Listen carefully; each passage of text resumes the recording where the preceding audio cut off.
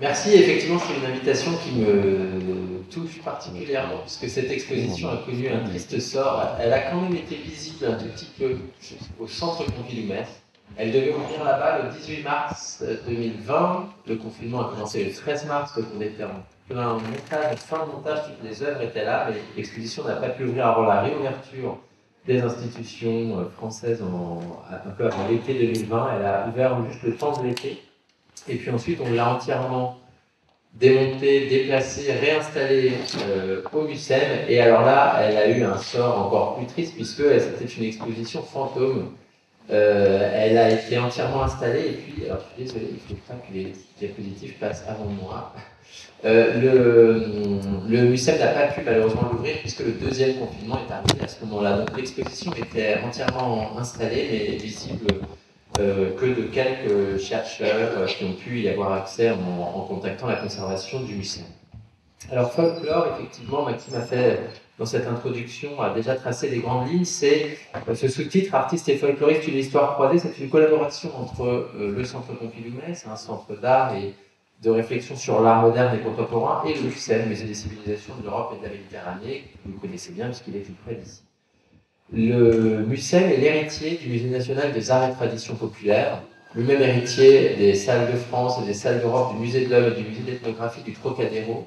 Et donc, à travers aujourd'hui ce qu'est le MUSEM et les collections du MUSEM, il y a toute l'histoire de ce rapport avec ce mot très flou. De l'autre côté, le Centre Pompidou-Metz n'a pas de collection, mais travaille avec la collection du Centre Pompidou Paris en priorité, puis il emprunte des œuvres un peu partout aussi. Et dans la collection du Centre Pompidou à Paris, il y a des grands ensembles, notamment d'artistes majeurs de l'avant-garde comme Vassili Kandinsky ou Constantin Brancusi, qui nous permettent aussi de voir vraiment tout le fond d'atelier, tout ce que ces artistes lisaient, regardaient, collectionnaient. Et ça a été aussi un point de départ pour relier un peu ces deux domaines. Alors, relier ces deux domaines, c'est effectivement quelque chose qui ne va pas de soi a priori. On aurait d'un côté un domaine lié à quelque chose de l'ordre du collectif. Dans le champ du folklore, on parle de choses qui ne sont pas signées, qui appartiennent plutôt à un groupe, à une communauté. Ces choses, j'emploie le mot chose, mais qu'est-ce que c'est souvent, ça échappe à la matérialité. Il y a évidemment des objets qu'on peut qualifier d'art populaire, mais c'est avant tout, ça peut être une langue, un dialecte, ça peut être des coutumes, des traditions, des superstitions, des croyances, des danses, des manières de s'habiller, des rituels. Et donc souvent, ça échappe à la matérialité. Et puis surtout, il y aurait l'idée de la continuité. Le folklore serait un domaine dans lequel on pourrait relier, par lequel on pourrait relier le monde d'aujourd'hui à une histoire très ancienne. C'est une théorie alors contestée, mais c'est une théorie qui a longtemps été à l'origine de toutes les recherches sur le folklore depuis sa création, qu'on appelle la théorie des survivances archaïques. À travers le folklore, on verrait un état antérieur de la société qui aurait perduré, qui se serait transformé, adapté, mais qui aurait perduré jusqu'à nous. Et du côté de l'art moderne, de l'art contemporain, il y a cette fameuse image de la tabula rasa, la table rase du passé, couper les ponts avec les pairs et donc créer du nouveau, le signer individuellement. La modernité, c'est l'arrivée de l'artiste qui signe ses œuvres de manière individuelle, et puis l'idée aussi de produire un objet. Donc, le collectif contre l'individuel, l'objet contre les matériels, plutôt les matériels contre l'objet, et puis la continuité contre la rupture. Et alors il va de soi que ces considérations-là sont en fait beaucoup trop générales, et aujourd'hui, pour peut-être faire une petite aparté, ça fait, je calculais sur le chemin, moi ça fait 13 ans que je me pose cette question de pourquoi le folklore et l'art moderne et l'art contemporain ont parfois des points de connexion, pourtant pas tellement explorés. Et en fait, ces 13 ans sont aussi des années qui ont vu des changements dans la manière de faire les expositions, dans la manière d'envisager l'histoire de l'art. Et il n'y a qu'à voir la nouvelle Biennale de Venise qui a ouvert la semaine dernière, qui est complètement aussi sur cette idée de relecture de l'histoire de l'art en décloisonnant les champs. Et c'est également, modestement, ce à quoi contribuait cette exposition folklore. Il y a eu plein d'expositions sur ce que l'on a appelé le primitivisme et son rapport à l'avant-garde, et il y en a eu très peu sur ce champ de l'art populaire, du folklore. des arts et traditions populaires. Je prends la dénomination de cet ancien musée qui a donné naissance au MUSEM, le Musée national des arts et traditions populaires, sur l'art moderne et l'art contemporain. Alors pourquoi je m'y suis intéressé? D'abord, il y a eu une sorte de concomitance de découverte d'artistes d'aujourd'hui qui s'intéressaient d'abord à l'iconographie du folklore. Il me semblait que c'était seulement à l'iconographie, puis plus on avance, plus on voit que c'est pas seulement à l'iconographie. Alors j'ai mis deux exemples, mais il pourrait y en avoir bien d'autres ici, des photographes, Charles Frégé, Estelle Anania, deux photographes ayant bâti des séries entières de leur travail sur des coutumes folkloriques locales dans différentes régions du monde, et notamment avec un attrait tout particulier sur le costume et le rapport entre le costume et le paysage. Dans cette même veine, et toujours des artistes très jeunes, hein, d'une jeune génération, on peut aussi rencontrer John Skog. Et là, on commence déjà à percevoir que cette histoire des liens entre pourquoi on s'intéresse au folklore aujourd'hui a beaucoup il y a un contre-champ très politique aussi derrière, dénonciateur d'une certaine idéologie aussi. Et d'ailleurs, dans les fondements de cette exposition, il y avait l'idée de se réapproprier un peu le folklore dans le champ des études artistiques, puisque ce domaine semblait un peu réservé à des parties plutôt nauséabondes, on peut le dire, c'est-à-dire le folklore, on le trouvait en gros dans des programmes d'extrême droite, dans des associations d'extrême droite, il y avait le régionalisme qui pouvait être très fort, et plus rares étaient les voix plus neutres qui ne voulaient pas revendiquer quelque chose avec le folklore, mais l'étudier, voir ce qu'on pouvait y trouver d'intéressant, de fondamentalement intéressant pour la création. Et les artistes qui sont étudiés dans cette exposition, eux, sont principalement intéressés par cet aspect-là. Et John Scott, ce qui est intéressant, c'est une vidéo. Là, on voit juste un film, pardon, là, on voit juste un style. C'est que l'on voit différents personnages masqués d'une fête traditionnelle nordique se réunir. En fait, c'est un plan très lent où on voit les personnages peu à peu venir créer une image. Ils viennent tous comme ça s'installer en pyramide sur un petit ponton avec un lac derrière. Et très lentement, dans un silence, il y a juste le bruit des cloches, des costumes et des grelots qui sont attachés à tous ces costumes, ils viennent mettre en scène quelque chose. Et on voit, en fait, cette vidéo est la démonstration, et on en verra d'autres plus tard, d'une réelle mise en scène, de la création d'une image, comme s'il fallait figer cette image pour qu'elle soit absolument parfaite et correspondant à un certain nombre de critères. Et puis un autre élément déclencheur, ça c'est une petite image de la Biennale de Venise, dont la commissaire était Christine Massel, donc il y a 4 ans. Le centre du pavillon des Giardini de la Biennale avait une sorte de matrice, elle l'avait vraiment conçue dans son concept curatorial comme la matrice, l'élément central. C'était une pièce consacrée à un artiste français aujourd'hui décédé en 2005, Raymond Hins, artiste très important pour la scène, notamment des années 60. On le rattache souvent uniquement à ces années 60, où il se fait connaître auprès de Jacques Villoglet, de Dufresne, de Rotella, d'Yves Klein. Parmi les nouveaux réalistes, il arrache des affiches, ensuite il va développer un art autour des tôles, des palissades, et puis peu à peu un art plutôt tourné vers le langage, les jeux de mots, on reviendra à lui un peu plus tard, mais il va comme ça avoir un énorme bagage intellectuel qui lui sert de matière pour ses œuvres, et cette matière va très souvent avoir un lien avec ce qui est du domaine du folklore, des arts et traditions populaires. Et pour cette pièce réactivée à l'occasion de la Biennale de Venise, qu'il avait réalisée une première fois en 2001 au Centre Pompidou, Raymond Hins a décidé d'emprunter au musée de Bretagne, à Rennes, un lit clos breton, donc cet élément traditionnel de l'intérieur breton, et d'y mettre à la place du lit, au centre, un petit MacBook qui en fait a une sorte de logiciel interne qui est un logiciel conçu par Raymond Hins avec tout son travail comme une sorte de catalogue raisonné de ses idées, mais dont l'algorithme ferait qu'on passe du coq à l'âne en permanence et qu'il n'y ait pas de logique de recherche dans ce logiciel. Et donc tout d'un coup, on se retrouve parachuté en pleine Biennale de Venise il y a 2 ans avec l'art le plus à la pointe, et le centre de tout ça serait cet ordinateur, ce cerveau au milieu d'un lit clos breton sculpté en bois. Il y avait là vraiment l'idée qu'il fallait explorer ces collections et pourquoi Remmens a choisi ce Lyclos breton. Que fait ce Lyclos breton comme point central de cette biennale? Quelques autres découvertes. En fait, j'ai commencé cette conférence avant de rentrer dans l'exposition et le contenu de l'exposition. Je voulais vous montrer quelques éléments qui m'ont amené à mener cette recherche. Un autre de ces éléments, c'est cette revue que vous connaissez certainement, même si elle a un peu perdu de son prestige aujourd'hui, Art Forum. Art Forum qui a été dans les années 80, 90, 2000 encore la revue, une des revues les plus prescriptrices du monde de l'art contemporain. Vous connaissez sans doute certaines des couvertures d'Art Forum, mais est-ce que vous avez déjà retourné les Art Forum et regardé les quatrièmes de couverture d'Art Forum?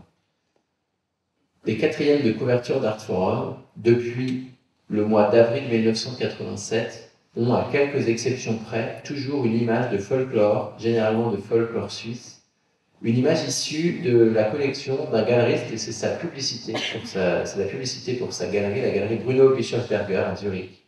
Et Bischofberger était un immense collectionneur d'art et de folklore, d'autres choses d'ailleurs aussi. Et de manière très mystérieuse, comme ça, depuis 87, alors il faut imaginer le coût d'une quatrième de couverture d'une revue aussi importante, il a préempté en quelque sorte cette quatrième de couverture et il y a toujours diffusé des images de folklore sur lesquelles il fait la publicité pour une expo Basquiat, une expo Barcelo, une expo Clemente, une expo Schnabel, etc., etc. C'est pas fait au hasard. Quand on regarde les numéros d'Art Forum dans l'ordre, on se rend compte que les images suivent les saisons. Quand il y a un rituel suisse se passe en hiver, c'est le numéro de décembre, janvier. Si un rituel se passe au printemps, ce sera le numéro d'avril, etc., etc. Et Bischofberger, il est le défendeur d'un art c'était vraiment le grand défenseur de l'art pop et de la scène pop dès les années 70 en Europe. Il est un des premiers grands galeristes de Warhol. C'est lui qui fait se rencontrer Warhol et Basquiat, par exemple. Et il ne semble pas y avoir plus opposé que pop et folk, comme dans le domaine musical. D'ailleurs, c'est aussi intéressant toujours de garder en parallèle cette même réflexion dans le champ de la musique, dans le champ de la danse, on y reviendra. Et puisqu'on parle de Warhol, ça passe un peu du coq à l'âne, mais c'est aussi comme ça que les choses se sont faites. En me demandant quelles pouvaient être ces connexions entre pop et folk qui ont l'air un peu plus importantes que ce qu'il y paraît, puisque le pop, en l'apparence, c'est l'inverse. C'est vraiment la société de consommation qui va être au centre, alors que le folklore est plutôt dans des valeurs inverses. Eh bien, Warhol, dont on penserait qu'il n'aurait a priori absolument rien à voir avec ce domaine du folklore, ça c'est l'appartement de Warhol. Et vous voyez qu'en fait, cet appartement, il est rempli d'objets que, alors, les Américains appellent folk art, encore quelque chose d'autre. On va arriver juste après sur cette question des définitions, mais en tout cas, c'est ce que les Américains appellent le folk art, c'est-à-dire soit un art populaire, alors on peut l'appeler art populaire, art naïf, c'est une considération un petit peu différente de la définition européenne du folklore, et ça a même un statut particulier aux États-Unis, ça s'appelle les Americana. Les Americana, c'est vraiment comment l'histoire de la nation américaine, les natifs, mais aussi les colons ensuite, vont former une histoire de l'Amérique. Et Warhol, en fait, est un des plus gros collectionneurs de ces objets, connu de tous les antiquaires américains. Et il va même faire une exposition juste à côté du MoMA. Il y avait un clin d'œil incroyable. On est en 77. Le bâtiment voisin du MoMA, qui aujourd'hui d'ailleurs a été rasé, et le MoMA a reconstruit son annexe sur ce bâtiment, c'était une tour qui avait été donnée à ce qui était le Museum of American Folk Art. Et là-bas, Andy Warhol décide d'exposer. Donc déjà, vous imaginez le choc d'exposer dans l'immeuble voisin du MoMA pour Warhol, à une époque où il est extrêmement célèbre. Et il va exposer Andy Warhol's Folk and Fun, vous voyez le petit catalogue ici, toute sa collection, justement, de ces Americana et de cet art folk. Alors, c'est aussi un moment, un tournant un peu, puisque Warhol va finalement décider de tout vendre après le jour où l'expo ferme, parce qu'il s'est rendu compte qu'il y avait, pour la première fois de l'histoire de ce musée de folklore, une queue interminable tous les jours devant. Et Warhol s'est rendu compte qu'en fait, les gens venaient parce que ça appartenait à Warhol et ils ne venaient pas voir les objets pour ce qu'ils étaient. Ça l'a contrarié, il a décidé de tout vendre et de ne plus s'y intéresser. Et puis, il y a différentes choses qui sont apparues ensuite, c'est que la plupart là je reviens un peu vers la modernité, on quitte un peu ce monde du pop, j'ai essayé de voir aussi depuis quand ça pouvait remonter. Et quand on regarde les avant-gardes du début du siècle, alors on pourrait même remonter au 19e, il y a un très beau texte de Manuel Charpie dans le catalogue de l'exposition, parce qu'on a quand même évidemment publié le catalogue, qui travaille sur cet aspect dès le 19e siècle des artistes attirés par le folklore et des artistes participant même de la création du folklore. Mais au début du 20e, pour ce qu'on appelle communément l'avant-garde, eh bien la plupart des artistes étaient collectionneurs, pas forcément grands collectionneurs, mais en tout cas leurs intérieurs étaient très souvent riches d'objets échangés, achetés, ramenés de voyage. Et ces objets, donc là par exemple ça n'existe plus aujourd'hui, c'est l'intérieur de l'appartement de Sergei Eisenstein, le cinéaste russe qui a été il y a quelques années malheureusement démantelé, mais on voyait que son appartement était couvert d'objets. Alors il y a évidemment le Mexique où il a tourné des films, mais il y a aussi énormément d'objets russes, d'objets populaires russes. Et en visitant cet atelier il y a quelques années, j'ai découvert qu'en fait il avait racheté la collection d'un artiste de l'avant-garde russe qui s'appelle El Lissinsky. Il avait racheté toute la collection d'estampes populaires, de petites sculptures sur bois et d'art populaire russe à cet artiste. Donc ça montre bien qu'au-delà des apparences ultra révolutionnaires de ces artistes, il y a bien derrière un échange, une passion autour de ces questions de la tradition aussi. Et les artistes vont même y puiser un vocabulaire de la même manière qu'ils regardent l'art africain, l'art océanien, qu'ils peuvent découvrir à la même époque.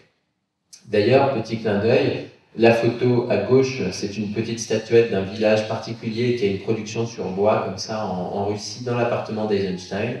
Et celle à droite, c'est la statuette qui vient, vous voyez, de la même production, hein, du même type c'est le même type de sculpture qui vient du même village. Et celle-ci a appartenu à Kandinsky. Elle était dans le fonds Kandinsky du Centre Pompidou. Et alors, toujours en creusant un peu plus, une autre chose un peu intrigante, on parlait tout à l'heure du folklore comme aussi un élément où on se constitue une image, il y a une histoire d'apparence qui est assez importante. Et là, j'ai trouvé d'innombrables portraits des artistes, y compris des grands artistes de l'avant-garde, plus ou moins déguisés, ou bien employant des costumes du folklore. Parfois avec un peu un ton de blague, parfois avec quelque chose d'extrêmement sérieux. Donc là, vous avez en haut à gauche, c'est Paul Sérusier, avec une jeune bretonne qui trinque dans son atelier transformé en intérieur breton. On voit mal les fresques derrière. Au milieu, c'est Franz Marc en Bavière avec son épouse. Plus tardivement, vous avez Julius Köhler, tout à fait à droite en haut, pour montrer aussi que ce n'est pas uniquement les années 10, puisque les autres photos sont des années 10. Et en bas, vous avez le couple auprès de leur puits à Murnau, Gabriel Winter et Vassili Kandinsky. Alors eux s'habillaient vraiment à peu près tous les jours en habits traditionnels bavarois, et pour eux, ça faisait partie du fait de s'installer en Bavière. Et puis à droite, adossé contre la colonne sans fin, on est à Voulangis, c'est Constantin Brancusi ou Brancouche avec ses sabots de bois aux pieds. Brancusi qui avait l'habitude de se promener en sabots et de travailler en sabots.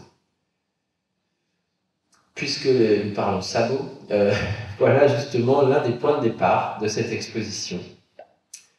Ça part de cette petite phrase de Paul Gauguin qui dit « J'aime la Bretagne, j'y retrouve le sauvage, le primitif. Quand mes sabots résonnent sur ce sol de granit, j'entends le ton sourd, mat et puissant que je cherche en peinture. » Phrase très émouvante parce qu'il y a vraiment, pour moi, ça a été le point de départ de cette exposition. C'est-à-dire que quand il y dit, alors évidemment c'est avec les termes de l'époque, hein, mais quand il y dit « J'y retrouve le sauvage, le primitif », eh bien, il y a clairement l'affirmation de cet autre primitivisme, un primitivisme de l'intérieur, qui ne serait pas l'exotisme du lointain, mais qui aurait à voir avec ça, avec le même type de trouvailles pour ces artistes, et donc le même type de renouvellement aussi, d'une sorte de réservoir de nouveautés, une nouveauté qui vient de l'ancien, c'est une phrase de Brancusi, il dit que lui, on viendra à Brancusi aussi dans quelques slides, mais Brancusi avait l'habitude de dire qu'avec son nouveau, il venait de très très loin.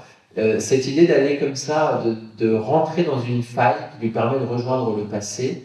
Et puis, il parle des sabots et de manière plus pragmatique, le sabot est un des emblèmes du folklore en Europe et le sabot, cette chaussure taillée directement dans le bois, est un élément qui va se retrouver chez énormément d'artistes du début du siècle, et notamment toute cette école de Pont-Aven. C'est-à-dire que Gauguin sculpte des paires de sabots, Émile Bernard sculpte des paires de sabots, etc., etc. Presque tout le monde passe par ce Serusier aussi, qu'on appelle Nabi au sabot de bois, presque tout le monde passe par ce petit rituel de sculpter ses sabots. Ce qui veut dire aussi revenir à la taille directe. La taille directe donc, était évidemment quelque chose de beaucoup moins concevable pendant tout le 19e siècle, hein, où on est vraiment dans la lignée d'une tradition du marbre, d'une tradition du bronze, et il faut ce choc de l'art africain, de l'art océanien et ce passage de la sculpture sur sabot pour revenir à cette taille directe qui va être très importante évidemment pour Gauguin, puisque c'est un des tournants dans l'histoire de la sculpture moderne, quand Gauguin se met à sculpter le bois en taille directe. Et alors, on va pouvoir maintenant rentrer dans le vif de l'exposition, parce que la dernière de ces trouvailles, la voici, et c'est elle qui a pu aussi enclencher l'exposition. Tout ce que vous avez vu jusqu'ici combiné ont pu enclencher l'exposition. C'est un petit livre d'une personnalité très importante pour l'histoire du folklore en France, Arnold van Gennep, qui est celui qui va justement, à un moment, donner au folklore une dimension plus rigoureuse, plus scientifique que ce qu'il n'était auparavant. Et il va écrire une petite nouvelle qui s'appelle « Les demi-savants ». Et dans les demi-savants, il y a beaucoup d'exemples de sciences qui ne sont pas vraiment des sciences, de disciplines qui demanderaient une rigueur scientifique, mais qui sont parfois dépassées. Et par exemple, il y a le folklore. Et il décrit ici un folkloriste. Alors, le folklore, il faut maintenant qu'on fasse une toute petite parenthèse d'histoire. Le mot folklore, il est inventé en Angleterre. On est au milieu du 19e. Et c'est un Anglais qui prend il s'appelle Toms, et il prend deux agencements de mots. Folk, c'est le peuple, c'est la racine du peuple, et lore, c'est ce qui désigne l'ensemble des savoirs, donc les savoirs du peuple, l'ensemble des savoirs du peuple. Et ce mot folklore va très tôt connaître une grande popularité, puisqu'auparavant on l'appelait Antiquité nationale, on ne savait pas très bien comment appeler ce domaine. Il y a, vous savez, la grande tradition du Grand Tour, au XVIIIe, au XIXe siècle. Un artiste, pour se former, il doit aller voir les ruines classiques, il doit aller en Italie, il doit aller en Grèce, et il doit comprendre toute cette histoire européenne qui passe par l'Antiquité classique gréco-romaine. Et peu à peu apparaissent, avec le romantisme, cette autre antiquité, on l'appelle l'antiquité nationale parce qu'on ne sait pas très bien comment l'appeler, mais c'est ce que les artistes vont trouver notamment sur le chemin. Alors vous avez déjà des cas au 19e, des grands sculpteurs comme Carpo qui vont aller à Naples, ils y vont pour voir l'Italie classique, Pompéi, etc. Mais ils tombent aussi sur les petits pêcheurs napolitains en costume au bord de l'eau, et ils vont aussi étudier ce pittoresque. À l'époque, c'est comme ça qu'on l'appelle, hein, ces scènes qui n'appartiennent pas à cette grande histoire de la culture gréco-romaine, qui sont plutôt des choses qui avaient toujours été mises dans l'ombre. Et le folklore va d'abord être l'objet soit d'intérêt soit de ces artistes, soit de ce que Van Gennep appelle des demi-savants, c'est-à-dire des érudits locaux, qui avaient une certaine éducation et qui se sont dit mais il faut préserver ça parce qu'avec l'industrialisation, on est en train de perdre ces particularités locales. Les gens ne portent plus leurs costumes, les rituels sont de plus en plus abandonnés, les jeunes gens partent à la ville et n'ont plus l'héritage des traditions de leurs parents, grands-parents, et donc tout ça va disparaître, il faut le saisir, le capter. Plus tard, on dira même qu'il faut le mettre au musée, ce sera la création des premiers écomusées, des musées d'ethnologie. Et Van Gennep va les qualifier de demi-savants dans le sens où ils n'ont pas de rigueur, ça fonctionne avec l'empirisme. Ils écoutent 2 ou 3 histoires dans le café d'un village, ils les notent sur un carnet, puis ils envoient le carnet éventuellement à une société de folklore. Ils vont raconter des histoires, il y a une certaine condescendance. Ils vont raconter des histoires entendues dans certains villages, dans des sociétés savantes. Et Van Gennep va faire partie de ceux qui vont donner au folklore une vraie discipline, une vraie rigueur, une vraie méthode, qui est la méthode aussi de l'ethnologie, en fait, puisque l'ethnologie se forme à peu près en même temps. Et le folklore va devenir une ethnologie de la France pour le cas qui nous occupe ici, le cas français. Et d'avoir découvert ce petit livre, Les demi-savants, c'est une nouvelle assez savoureuse de ce savant qui ne sait pas très bien justement quelle méthode prendre et qui n'en finit jamais d'accumuler cette somme, qui devient une espèce de poète. Je me suis dit qu'en fait, tous les artistes qu'on a croisés jusqu'ici, puis on va en voir encore après dans la présentation, ces artistes sont finalement dans cette posture d'un demi-savant, mais revendiqué et assumé. Ils veulent étudier quelque chose qui appartient à un domaine culturel, mais qui est une culture étrangère à la leur. Il y a une différence culturelle entre eux et le sujet qu'ils étudient. Mais ils le font avec empirisme, ils le font avec poésie, ils le font en cherchant une espèce d'énergie créatrice qu'on trouverait dans ces champs qui ont été souvent ignorés de l'histoire de l'art ou de l'histoire de la création. Et donc, ça a formé le point de départ de cette exposition, dont je vais montrer ici quelques images, à la fois de Metz et de Marseille. L'expo était assez différente dans les deux cas. Exposition que nous avons donc conçue avec Marie-Charlotte Calafa en 2020. Alors l'entrée en matière à Metz se faisait justement sur la question épineuse et presque impossible des définitions. On avait là des objets dont on ne sait pas très bien s'ils sont des objets de musée, des sculptures appartenant à l'art contemporain. Ce sont deux moulins d'Andreas Slominski que vous voyez ici à l'arrière-plan. Et puis surtout, derrière ces moulins, qui posaient la question du fait main, de l'artisanat, aussi toutes ces frontières très floues de ce qu'on peut entendre ou pas par le folklore, le moulin étant aussi un objet hautement régionaliste et idéologique. C'est le folklore de beaucoup de régions, mais de Hollande en particulier. Ce sont des objets que l'on fabrique aussi pour les touristes, mais Slominski brûle complètement ses pistes dans ces sculptures qu'il présente à la fois parfois comme des ready-made, en même temps on se doute qu'il les a quand même fabriqués et pas trouvés entièrement comme ça. Il laisse transparaître des marques de fabrication. Et puis derrière, il y a un travail qui a été fait avec les étudiants de l'école d'art de Metz autour des définitions impossibles du folklore à partir de la bibliothèque du MUSEM. Le MUSEM a une bibliothèque héritée du Musée national des arts et traditions populaires et donc héritée de ses premiers musées de folklore. Et on se rend compte que depuis le moment où les mots existent, il y a, c'est une caricature, mais il y a presque, on va dire, dans n'importe quel pays européen, tous les 2 ans, un nouveau savant ou demi-savant qui va dire non, jusqu'ici on n'avait pas compris ce que c'était que le folklore, moi je vais vous expliquer et je vais faire enfin le livre qui définit le folklore. Et toutes les couvertures que vous voyez là, c'est autant de livres qui prétendent définir ce que c'est que le folklore les uns après les autres et qui y sont finalement tous, ils sont parvenus en partie et c'est la somme de tous ces livres qui pourraient éventuellement donner une sorte de définition, mais on voit qu'elle nous échappe toujours et on a voulu travailler cette exposition avec une définition qui nous échappe, en assumant que la définition nous échapperait, en suivant plutôt ce que les artistes appellent le folklore et ce que eux cherchent, trouvent dans le folklore. Je passe sur ces bancs, en même temps vous l'avez vu, donc je peux plus passer, voilà, j'ai une petite anecdote, mais quand on tape folklore dans la base de données du MUSEM, on s'attendrait à trouver beaucoup d'objets. En fait, on trouve essentiellement un objet, cette cravate. Elle est là parce qu'elle répond au nom de collection folklore. C'est un cadeau qui a été fait à Jean-Jean Rivière, le fondateur du Musée national des arts et traditions populaires. Et on a trouvé assez amusant de la mettre au milieu des couvertures de livres dans cette première salle, puisqu'elle dit beaucoup de cette définition impossible, mais aussi définition problématique. Et pas aujourd'hui, si vous parlez de folklore au MUSEM, c'est encore, alors heureusement c'est plus un sujet tabou, mais c'est encore un sujet gênant pour un certain nombre de personnes, et y compris en dehors du musée, mais de manière générale, quand on a commencé à parler de cette exposition, on voulait avec Marie-Charlotte Calafa qu'elle assume ce titre de folklore, qu'elle s'appelle simplement folklore, même ce titre était vraiment secondaire, il fallait qu'elle s'appelle folklore. Le mot pose encore un certain nombre de problèmes. On verra que les artistes s'emparent également de ces problèmes.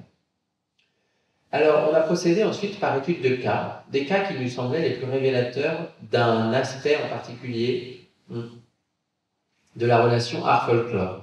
Le premier groupe d'études de cas s'appelait une quête des origines. Il rejoint ce que j'ai déjà un petit peu évoqué, l'idée que les artistes ont le sentiment de toucher à un passé très profond en regardant dans le folklore. Et on avait 3 cas étudiés, Kandinsky-Münter, Paul Sérusier et Brancusi en Roumanie. 3 cas à peu près contemporains, mais sur 3 régions différentes d'Europe. La Bretagne pour Sérusier, qui vient en Bretagne pour la première fois, invité en 1888 par Gauguin et par Émile Bernard, qui étaient donc ses amis. et qui va peu à peu, au fil des ans, s'enfoncer, puis s'installer dans la Bretagne. Dès qu'ils trouvent, d'ailleurs avec Gauguin, ils partagent ça, dès qu'ils trouvent qu'un village devient un peu trop touristique, ils vont s'enfoncer, déménager leur atelier d'été encore un peu plus loin. Sérusier, lui, va aller jusqu'à s'y installer, s'installer au cœur de la forêt de Welgoat, qui est une forêt connue pour toutes ses légendes druidiques. Et il va y développer une peinture avec un style très particulier qu'on a finalement toujours mis du côté de l'école de Pantavelle, jamais complètement du côté de la modernité et du primitivisme, mais qui en fait, il y a des choses qui sont de l'ordre d'un pré-cubisme presque parfois quand on voit cette F bretonne à droite par exemple. Mais il y a aussi un intérêt particulier pour des rituels qui vont être des rituels très syncrétiques. Il va mélanger différentes civilisations anciennes. Il va lire beaucoup sur l'Égypte, la Mésopotamie, puis il va transposer des choses en Bretagne. Les mangeurs de serpents que vous voyez, cette toile de Varsovie, les mangeurs de... Il n'y a jamais eu de légende de mangeurs de serpents à notre connaissance en Bretagne et dans cette région de la forêt de Welgoat. Pourtant, la forêt de Welgoat est à peu près reconnaissable, même si bon, la forêt est ici assez imagée, mais c'est vraiment ce type de paysage qui peint toujours dans cette Bretagne, dans ces forêts druidiques. Pour autant, des mangeurs de serpents, on en trouve plutôt en Mésopotamie, et on sait qu'il lit des livres sur ces rituels mésopotamiens. Donc, on voit aussi que ce qui l'intéresse, c'est pas de documenter quelque chose qu'il serait en train de voir, c'est plutôt de se nourrir de cet environnement breton que Gauguin appelait sauvage primitif pour créer un art qui a ce lien avec les civilisations du passé. Ici, vous avez la fontaine à eau qui servait à Gauguin pour servir ses invités. Et Gauguin utilise une poterie d'art populaire qu'il achète, mais il va sculpter le pied et le couvercle. Et il va le sculpter en mélangeant là aussi des choses plutôt d'inspiration tahitienne et des choses d'inspiration bretonne. Là aussi, preuve que ces éléments ne sont pas là pour être du documentaire. Loin de là, ils sont là pour aller chercher une source vitale. Ce que vous voyez au fond, c'est justement une porte de Liclo breton, comme celle que Raymond Rince a utilisée à la Biennale de Venise. Et cette porte de Liclo montre bien aussi et bien tout le potentiel d'abstraction dans la sculpture directe en taille sur bois. Donc ça nous donne l'idée de cette première salle autour de Sérusier. Il y avait ce grand tableau au fond, pardon, on va y revenir après, il y avait ce grand tableau au fond, les guirlandes de fleurs, où là aussi, c'est une invention de Sérusier. Il n'y a pas de rituel de guirlande de roses comme ça, qui aurait lieu quelque part en Bretagne oui, en Bretagne. Et puis, les costumes, il y avait cette petite vignette à côté. Je ne sais pas si vous voyez ici, il y avait un petit ensemble de cartes postales, de costumes folkloriques, et on voit qu'en fait, Sérusier a assemblé la coiffe de tel endroit, la robe de tel endroit, le tablier de tel autre, et a construit le folklore qu'il l'arrangeait pour la composition, pour ce qu'il avait envie de raconter ici. Je passe un peu plus rapidement, la présentation est assez longue et comme le temps est compté, je vais parfois passer des slides sans forcément les commenter. On en arrive à ce deuxième cas d'étude. Alors on avait la chance de montrer ce petit carnet qui pourrait paraître anodin mais qui est assez captivant. Donc là on est passé chez Kandinsky. C'est les notes de Kandinsky dans une mission ethnographique, puisque Kandinsky, c'est pas très connu, mais a été ethnographe quelques mois avant d'être artiste. Il a déjà publié des livres d'enquête ethnographique sur le droit coutumier chez une population qu'on appelle les commis. Et il a pris beaucoup de notes sur les costumes, les tables, les décors, les maisons peintes. Et ça va notamment le marquer pour toute une série qui commence vers 1904, qu'il appelle, il regroupe sous le nom de Poésie sans parole. Et il va dire que cette expérience d'ethnographe est totalement déterminante pour lui. La manière dont les maisons sont peintes, les maisons sont emplies d'objets très colorés, les costumes aussi sont complètement chatoyants, la musique est omniprésente, les contes, les légendes sont omniprésents, la religion également. Ça va complètement marquer son art et ses développements. Et en fait, il va collectionner, vous voyez son atelier en bas, ici, vous le voyez dans son atelier, vous voyez que les murs sont couverts d'estampes populaires qui sont pour une partie dans la collection du Centre Pompidou aujourd'hui. Donc on a pu montrer, on a pu évoquer ce mur d'atelier qui rassemblait aussi bien des estampes populaires russes, des dessins d'enfants, des objets ramenés de voyage, des peintures sous verre bavaroises, puisqu'il s'installe en Bavière pour fonder le Blauer Reiter quelques années plus tard. En 1912, vous avez l'almanach du Blauer Reiter, très célèbre ici. Et dans cet almanach, tout le monde n'en montre que la couverture, mais il y a un article à l'intérieur de l'almanach qui est un article dédié à l'art populaire russe. Donc vraiment, ces artistes vont aussi, de manière scientifique ou pseudo-scientifique, vont en tout cas essayer avec le plus de rigueur possible d'étudier ces artefacts qui vont les influencer. Et d'ailleurs, Vous voyez que l'illustration de cet article, j'ai choisi la page ici, où on voit une petite sculpture sur bois d'un dragon terrassé par un chevalier, et vous voyez ici ce tableau de Gabriel Winter, Le combat du dragon, qui semble inspiré directement de ce petit objet qui était dans leur collection. Gabrielle Winter va aussi, elle, passer à l'acte en apprenant directement auprès des peintres bavarois la peinture sous verre, les techniques de peinture sous verre. Donc voilà quelques-uns des objets qu'on pouvait retrouver qui montrent bien aussi que dans la collection du Mucem, on retrouve les coiffes, les instruments collectés à peu près au même moment par des ethnographes qui ont fini dans les collections qui sont aujourd'hui celles du Mucem, qui sont ceux que Kandinsky voit en Russie. Et puis le troisième cas, c'était Brancusi ou Brancuj, avec notamment des sculptures très importantes comme la Maïastra. La Maïastra, c'est cet oiseau des contes roumains, cet oiseau qui évoque aussi les piliers funéraires, mais au-delà de ça, il y avait tout le rapport de Brancusi au bois. Son aïeul était un sculpteur sur bois, bâtisseur, et la colonne sans fin, mais bien d'autres choses, de Constantin Brancusi. Le nom est juste là. Tout en haut. Oui, pardon. Et Constantin Brancusi va donc beaucoup se nourrir de ces formes, il l'assume, il le dit complètement, et il dit même que parfois il a envie de tout abandonner quand il est très célèbre à New York pour ses formes très modernes. Il va dire qu'il a souvent envie de tout abandonner et de revenir dans sa région, l'Oltenie, pour redevenir sculpteur sur bois de portail de fer. Et vous avez ici un immense portail de fer qui est un cadeau officiel de la Roumanie à la France, qui se trouve aujourd'hui dans les collections du Mucem et que l'on a donc pu remonter, comme on le voit ici dans l'exposition à Metz et à Marseille. L'intérieur de l'atelier de Brancusi correspond aussi en plusieurs points à un intérieur traditionnel roumain. On l'appelait le paysan des Carpates. Il y avait l'idée vraiment alors c'est une chose à nuancer, mais il y a quand même l'idée que Brancusi est venu à organiser les choses pour se rappeler régulièrement de toutes ces traditions de sa Roumanie natale qui l'ont beaucoup nourri. Je vais passer un peu plus rapidement, mais c'était pour montrer que Brancusi, c'est pas une histoire qui s'arrête là. Les artistes plus contemporains ont toujours travaillé sur ce rapport au bois et ce rapport au folklore dans cette région de l'Oltenie. Et puis Mircea Cantor a même été plus loin, puisqu'il a été jusqu'à étudier comment aujourd'hui Brancusi est devenu lui-même une sorte de folklore en Roumanie. Sur les ronds-points, on trouve des fausses colonnes sans fin, sur les maisons, les tombes, un peu partout. Il y a une sorte d'univers brancussien qui est devenu aujourd'hui une signature identitaire. Alors, quand on regarde ces premiers exemples, on s'est dit ensuite qu'il y avait un autre aspect qui n'était pas du tout aussi peut-être profondément raciné dans cette quête d'origine, mais c'est par exemple quand Matisse peint une blouse roumaine. Quand Matisse peint une blouse roumaine, on peut se demander, mais il n'a pas de revendication par rapport à la Roumanie, il est simplement marqué par des motifs. De la même manière quand Natalia Goncharova, autre grande artiste de l'avant-garde, va s'intéresser au costume espagnol et va en faire même des moteurs d'abstraction, et bien de la même manière, il y a là l'idée d'artistes qui vont aussi voir le folklore comme un grand réservoir de motifs. C'est le cas de toutes les écoles du Bauhaus, par exemple, qui vont donner à leurs étudiants à regarder des revues comme Peasant Art, l'art paysan.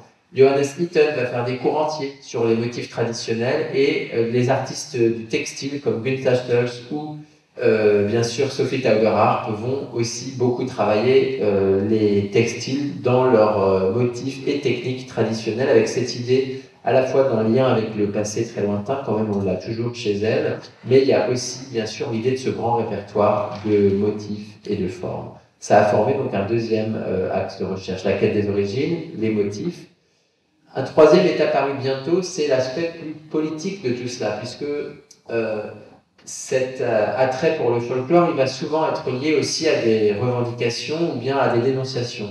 Vous avez une très belle pièce dans la collection du Mucem d'Andri Dani, qui est un artiste d'Albanie, qui vous l'avez peut-être vu récemment dans une expo sur l'Albanie au Mucem, qui va ici collectionner les petites statuettes traditionnelles avec les personnalités en costume, les personnages pardon, en costume traditionnel albanais, mais il va effacer ces costumes et il va exposer la terre cuite brue. Parce que pour lui, la seule chose d'albanaise ici, c'est la terre qui vient bien du pays, mais les costumes sont des inventions faites au moment où il a fallu dire ce qu'était un Albanais de telle région par rapport à son voisin, et pour lui, le folklore est en grande partie quelque chose de faux, d'artificiel, qui a été figé au moment de la constitution des identités nationales et régionales.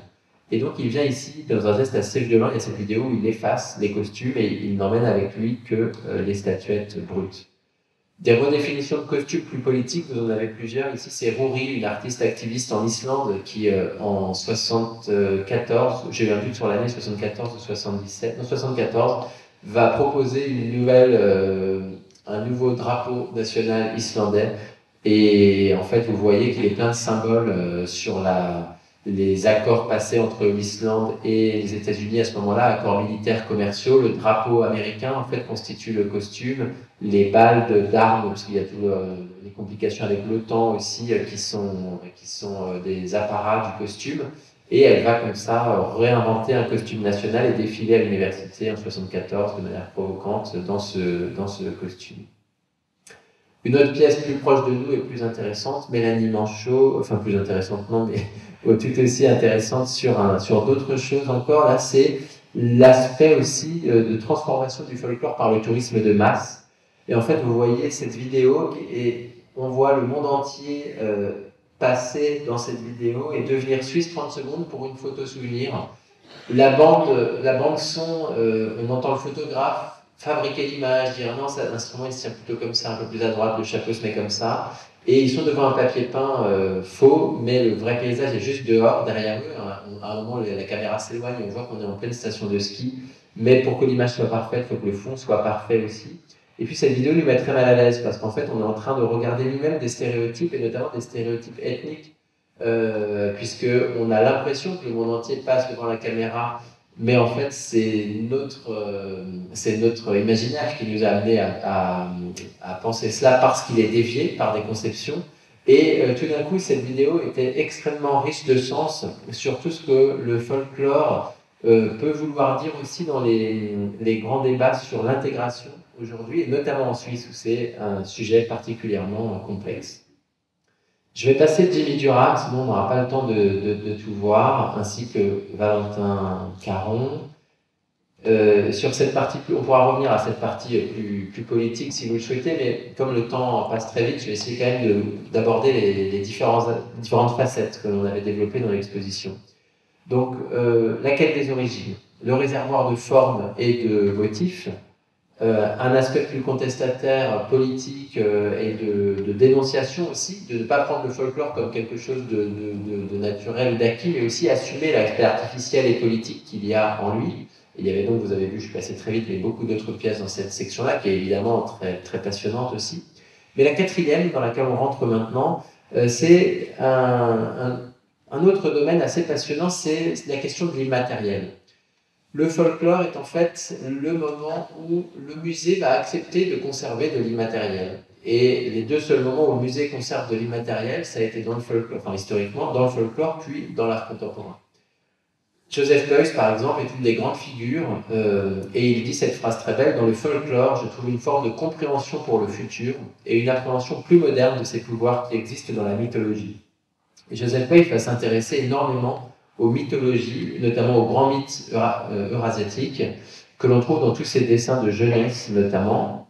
Joseph Beuys va aussi évidemment être l'un des initiateurs d'un nouveau courant d'une performance que l'on peut qualifier de ritualiste à partir des années 60. Il y a tout l'univers de la musique, du son, qui était très important dans cette section, mais aussi l'aspect du musée. Comment justement le musée a pu capter ces choses-là. Vous avez ici des diapositives issues d'une projection de Pierre Le Guillon. Pierre Le Guillon qui s'est intéressé à ce musée national des arts et traditions populaires au Trocadéro, juste avant qu'il ne ferme, un musée qui a été transformé en MUSEM en fait, et MUSEM, disons, a prolongé et transformé son projet initial, mais a récupéré toutes ses collections. La muséographie était très particulière. Georges-Henri Rivière, son créateur, avait imaginé ces fils de nylon sur fond noir et de manière très dramatique, le corps avait disparu, seuls les costumes étaient présentés. Vous avez ici, par exemple, le gardien de Camargue.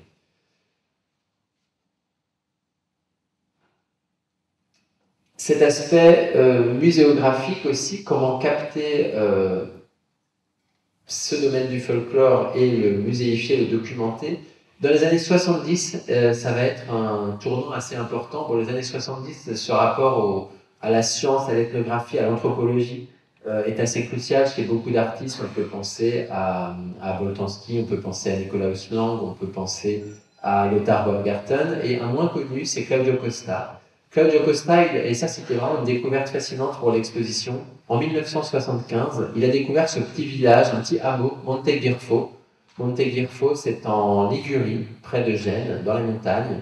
Un hameau où il y a une petite maison très isolée, où vivait une personne, comme au XIXe siècle, sans électricité, avec tous les objets traditionnels.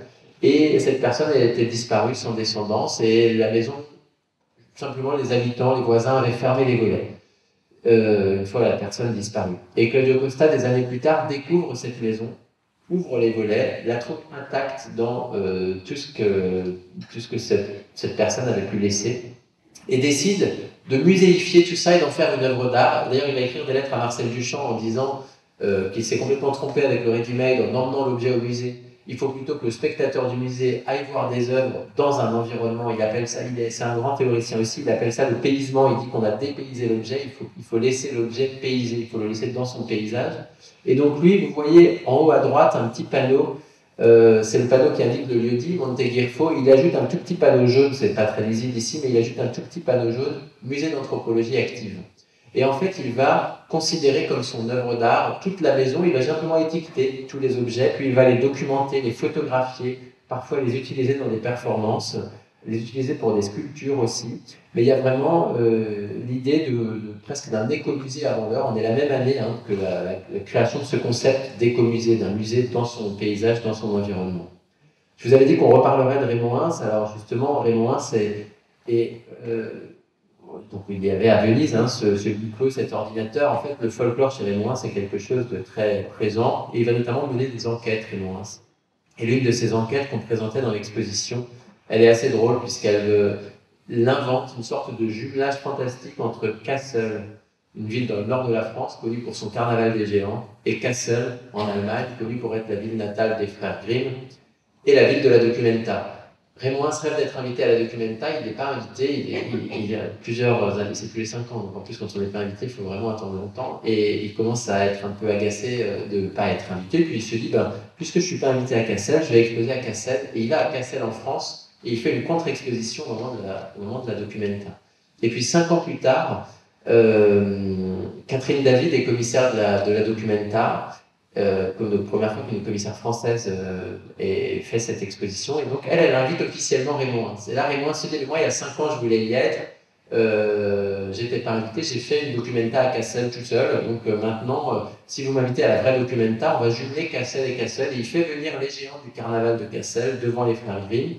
Et bref, il y a toute une histoire assez intéressante et captivante de ces échanges qu'il imagine par la photographie, par des annotations. C'est ce qu'on voit dans la vitrine à droite ici. Sur le lien entre ces deux villes. Enfin, l'exposition se terminait sur quelques démarches plus contemporaines qui nous parlent bien de cet artiste en folkloriste. Un artiste en folkloriste, c'est-à-dire un artiste qui va s'intéresser à cette production d'une contre-culture ou d'une autre culture au sein de la sienne, qui va collecter des choses comme faisaient les premiers folkloristes, ces demi-savants comme Van Gennep les appelait, collecter, documenter, publier, diffuser. C'est le cas par exemple de Jeremy Deller et Alan Kane. Quand ils sont invités au tournant de l'an 2000 par le British Council à faire une grande œuvre pour parler de l'Angleterre des années 2000, ils vont décider de se mettre en retrait en tant qu'artistes, mais de donner la parole à tout cet art populaire et ce qu'ils appellent la folk archive, qui a été montré plusieurs fois, notamment là les photos, c'est au Palais de Tokyo, à Paris, et ils vont présenter l'art qui d'habitude n'a pas sa place dans les musées, dans les centres d'art internationaux, des costumes, des collections privées, des bannières de manifestations, des attractions de foires, etc., etc. En France, 2 artistes, Fischer et Meckel, lorsqu'ils sont diplômés de la Villa Arson en 2009, pendant l'été, décident de transformer une vieille 205 en petite imprimerie mobile et vont faire un tour de France. Ils essaient de ce guide, un guide des années 70 qui s'appelle le guide de la France mystérieuse, et ils vont essayer de retrouver. C'était de la littérature un peu ésotérique, comme ça, qui évoquait des mystères dans différents lieux-dits. et ils vont de village en village essayer de voir si ces mystères existent toujours, s'il n'y en a pas des nouveaux. Et le projet est génial parce qu'ils vont parfois inventer des choses, enfin on ne sait pas très bien ce qui est de l'ordre de l'invention, ce qui est de l'ordre du vrai, de la découverte, de la trouvaille, du témoignage. Et donc on est devant ces petits livrets, ou bien il y avait une version donc, qui a été inventée pour l'exposition, qui a été achetée par le Muséum de Puy, qui fait désormais partie de la collection, de ce verdure tour, ce tour de la France mystérieuse, où ils sont en quête des mystères tout au long des routes départementales et communales de France. Je ne vais peut-être pas parler de Pierre-Louis ici, mais c'est l'idée aussi du folklore comme manière de réenchanter le monde qui a été assez présente dans les années 90, mais je voudrais plutôt terminer par voilà, deux autres démarches qui étaient aussi les démarches de conclusion de l'exposition. Gozolt et Edinger, deux artistes suisses qui forment ce duo Comcom, qui ont mené depuis 10 ans, et alors il y a la date de 2020 ici, mais c'est faux, hein, il est toujours en cours, le projet depuis le confinement l'a prolongé un peu. Bloc, c'est cet arbre qui est traditionnellement abattu chaque année, c'est le dernier arbre qu'on coupe avant la chute des neiges dans une vallée qui s'appelle Urnech en Suisse. L'arbre est coupé, il est descendu sur un char dans la vallée, il y a une grande fête et il est mis aux enchères. Généralement, c'est une famille qui s'occupe de scierie et de bois, de mobilier, etc., qui le débite et qui l'achète, qui le débite, qui en fait des meubles. En 2011, c'est les deux artistes qui remportent l'enchère. Et ils décident de ne pas toucher à cet arbre, mais de le conserver sur son char, de le transformer ce char en remorque, en conteneur, et de lui faire un tour du monde. Et cet arbre est passé sur tous les continents, je ne sais pas si, non, j'ai pas d'autres photos, mais cet arbre est passé sur tous les continents à la rencontre d'autres folklores. Il s'est chargé, nourri de tous les événements, les gens qu'il a rencontrés, avec on voit en bas une réserve d'Indiens aux États-Unis, en Inde, il a été sculpté, scarifié, béni, il y a eu des chants dessus, des défilés de mode en Chine, enfin, il s'est nourri tout un tas d'autres cultures, il en a gardé les traces, tout ça est parfaitement documenté, puis il va revenir dans le petit village, lui sera consacré un petit musée autour du monde de ce tronc, dans quelques années.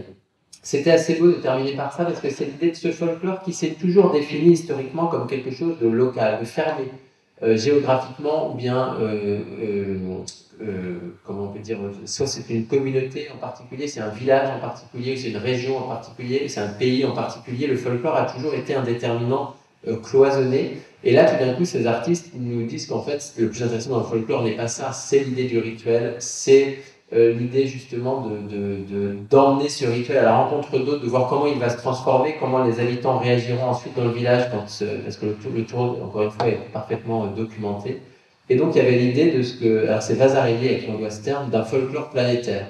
L'idée ça touche aussi à des questions de globalisation. Vous aviez une très belle vidéo de Bertil Bach, ici, qui montrait comment le folklore est devenu aussi, avec beaucoup de dérision, elle montrait comment le folklore est devenu un objet de consommation globale, et que les bols avec prénom qu'on achète en Bretagne, en fait, sont fabriqués en Thaïlande, et les babouches du Maroc sont fabriquées en Chine, etc., etc. Voilà, je crois que je peux m'arrêter ici. Je pourrais encore en parler très longuement, mais je crois qu'il faut qu'on laisse quelques minutes pour d'éventuelles questions. En tout cas, je serais ravi d'échanger avec vous. C'était un aperçu uniquement, alors peut-être que vous l'avez pas trouvé rapide, pour moi très rapide, tellement le sujet est dense, et encore une fois on m'occupe depuis de très nombreuses années, mais je vous invite quand même à poursuivre, soit par le catalogue si ça vous intéresse, que vous trouvez encore assez facilement ici. Ce catalogue où il y a à la fois deux essais, un portrait de l'artiste en folkloriste et un portrait de folkloriste en artiste. Et puis, il y a également ce site que je peux vous conseiller si vous avez envie de vous promener un peu dans l'exposition. Le MUSEM, comme l'exposition n'a pas pu être ouverte au MUSEM, a entièrement numérisé l'exposition, et on y retrouve pas mal de choses. Si vous voulez approfondir certaines des sections sur lesquelles je suis passé un peu rapidement, vous pouvez tout à fait le faire en tapant www.folk-lore.net. Donc c'est folklore avec un tiret au milieu. Et voilà, j'ai emprunté le titre de cette conférence à Benjamin Vautier, Ben qui écrivait très tôt cette petite formule It's all folklore pour terminer. Je trouvais ça assez bien parce que ça cite évidemment les Looney Tunes That's All Folks, mais ici il ne s'agit que de folklore. Merci beaucoup.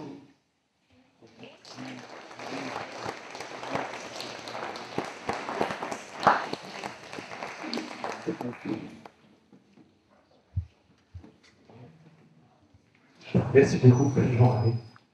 Est-ce que certaines d'entre vous auraient des questions à soumettre à notre invité?